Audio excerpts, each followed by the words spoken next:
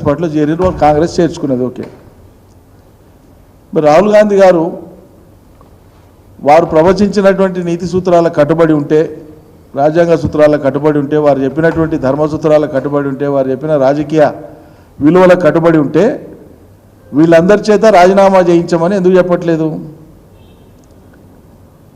వీళ్ళతో రాజీనామా చేయించి విలువలకు మేము పట్టం కడుతున్నామని ఎందుకు మాట్లాడతలేరు? ఈ డబుల్ స్టాండర్డ్స్ ఎందుకు మరి మీకు? మరి మొన్ననే కేశవరావు గారు రాజ్యసభ కూడా రాజీనామా చేసింది కదా, అదే మోతాదులో అదే పద్ధతిలో ఇతర పార్టీల నుంచి గెలిచి వచ్చినటువంటి వాళ్ళు మా పార్టీలో జాయిన్ అయితే కండిషనల్గా వాళ్ళు రాజీనామా చేసి రావాలని ఎందుకు చెప్తలేడు రాహుల్ గాంధీ? అంటే రాహుల్ గాంధీ గారు మాట్లాడినటువంటి మాటలన్నీ కూడా డబుల్ స్టాండర్డ్సే అని చెప్పి దేశం భావించదా? ఆయన దేశ నాగరిక భారమని అనేక సార్లు చెప్తుంటాడు, దేశ పౌరులను ఉద్దేశించి మాట్లాడుతుంటాడు. పార్లమెంట్లో మాట్లాడేటప్పుడు కూడా ఇప్పుడు విపక్ష నేత, ప్రతిపక్ష నేత, ఇదివరకు విపక్ష పార్టీ ఎంపీగా మాట్లాడేటప్పుడు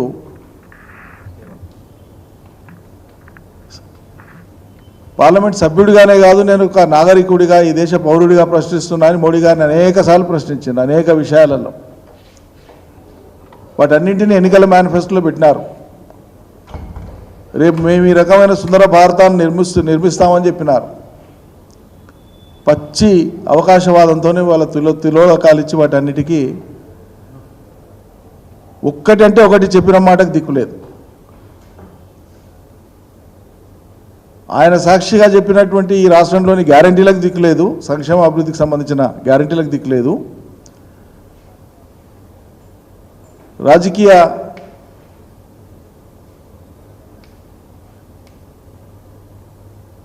ఏమంటాం, అసలు ఆ పదాలు ఉపయోగించాలంటే నాకు కూడా ఇబ్బందిగా ఉంది. ఒక పార్టీ నుంచి గెలిచి ఇంకో పార్టీకి వచ్చేటప్పుడు ఇంత నిస్సిగ్గుగా ఎట్లా ప్రోత్సహిస్తారు? చెవులు వినిపిస్తలేవా, కళ్ళు కనిపిస్తలేవా? మరి కాంగ్రెస్ అధిష్టానానికి మనకు తెలియకుండా జరుగుతుందా? ఇది మా గొప్పతనం, ఒక మాజీ స్పీకర్ని తీసుకొని వచ్చినాం, జాయిన్ చేపిస్తాను, గొప్పతనంలాగా వాళ్ళు ఎగ్జిబిట్ చేస్తూ ఉంటే, వాళ్ళ కరచాలనం చేసి స్వాగతిస్తూ ఉంటానంటే ఏం విలువలు ఉన్నట్లు మీకు? మరి ఎందుకు మాట్లాడినారు విలువల గురించి? వీటన్నింటికీ ఖచ్చితంగా సాక్షాత్తు రాహుల్ గాంధీ గారే జవాబు చెప్పాలి. ఎందుకంటే ఒక నాగరిక పౌరుడిగా అడుగుతున్నాను. రాహుల్ గాంధీని ప్రశ్నించాలంటే రాహుల్ గాంధీ స్థాయిలో ఇందిరాగాంధీ మనవడే కావాల్సిన అవసరం లేదు. మీరు ఈ దేశ రాజ్యాంగం గురించి, ఈ దేశ పౌరులకు సంబంధించినటువంటి రాజ్యాంగం గురించి మాట్లాడినప్పుడు ఈ దేశంలోని పౌరుడిగా మీరు చెప్పినటువంటి మాటలనే గుర్తు చేయడం పౌరులుగా మా బాధ్యత అనుకొని ఇలా మీకు అనేక అంశాలతో కూడినటువంటి లేఖను స్వయంగా రాహుల్ గాంధీ గారికి స్వయంగా నేను అడ్రస్ చేస్తున్నాను బీఆర్ఎస్ పార్టీ తరఫున. ఇందులో పొందుపరిచినటువంటి ప్రతి అంశానికి స్వయంగా రాహుల్ గాంధీ గారే జవాబు చెప్పాలి దేశ ప్రజలకి. ఇది ఇక్కడితోనే వదలం, తెలంగాణకి పరిమితం కాదు, జాతీయ మీడియాకు కూడా పంపిస్తాం. అన్ని చోట్ల కూడా ప్రశ్నిస్తారు వారిని. తన మీద బీజేపీ వాళ్ళు అక్రమంగా క్రిమినల్ డిఫామేషన్ కేసు వేయించి తన సభ్యత్వాన్ని రద్దుపరిచి ఆగమేఘాల మీద తన క్వార్టర్ను కూడా ఖాళీ చేయించి అమానుషంగా ప్రవర్తించినారన్నప్పుడు అందరం సానుభూతి చూపించినాం. పార్టీలు ఏవైనా సరే ఇది పద్ధతి కాదన్నాం. తాను స్వయంగా సుప్రీంకోర్టు ఆయనకు ఊరట కల్పిస్తే న్యాయ వ్యవస్థ మీద, సుప్రీంకోర్టు మీద నాకు అచంచలమైన విశ్వాసం ఉందని చెప్పి రాహుల్ గాంధీ గారు ప్రకటించినారు. మరి భారత సర్వోన్నత న్యాయస్థానము చాలా స్పష్టంగా చెప్పింది ఈ డిఫెక్షన్స్ విషయంలో. ఒక పార్టీ నుంచి గెలిచి ఇంకో పార్టీలో చేరితే తక్షణం వాళ్ళ సభ్యత్వం రద్దు కావాల్సిందే, స్పీకర్ నిర్ణయం తీసుకోవాల్సిందే, కాల వ్యవధి కూడా చెప్పింది. మరి ఎందుకు మరి మీ పార్టీ సభ్యుడిగా, శాసనసభ్యుడిగా గెలిచిన వ్యక్తే స్పీకర్గా ఉన్నారు కదా, మీరు ఆదేశించకపోవచ్చు కానీ గైడ్ చేయొచ్చు కదా, సూచనలు ఇవ్వచ్చు కదా, సజెస్ట్ చేయొచ్చు కదా. స్పీకర్ నిర్ణయం తీసుకోమని ఎందుకు చెప్పారు? నైతికతకు ఎందుకు కట్టుబడి ఉండరు? చేరేటువంటి వాళ్ళకి మీరు ఎందుకు చెప్పారు మీరు రాజీనామా చేసారని మా దాంట్లోకని? కాబట్టి ఈ డబుల్ స్టాండర్డ్స్ బీజేపీ చెప్పింది చేయదు అని దేశ ప్రజలకు తేలిపోయింది. అందుకే మూడోసారి మోడీ గారికి తటకపడి ఫలితం వచ్చింది.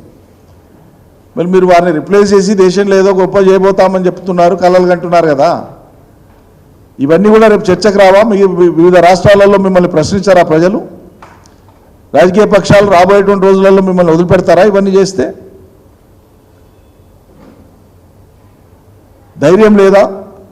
రాజీనామా చేయించి ఎన్నికలు ఫేస్ చేసే ధైర్యం లేకపోతే మీరు దేశాన్ని ఎట్లా నడుపుతారు? 5 ఎమ్మెల్యేలను రాజీనామా చేయించి ఎన్నికల బరిలో పెట్టి సత్తా తేల్చుకోనికి ధైర్యం లేకపోతే భారత పార్లమెంట్ ఎట్లా నడుపుతారు భవిష్యత్తులో? పిరికి వాళ్ళ చాతగాక వెనక్కిపోతున్నారా?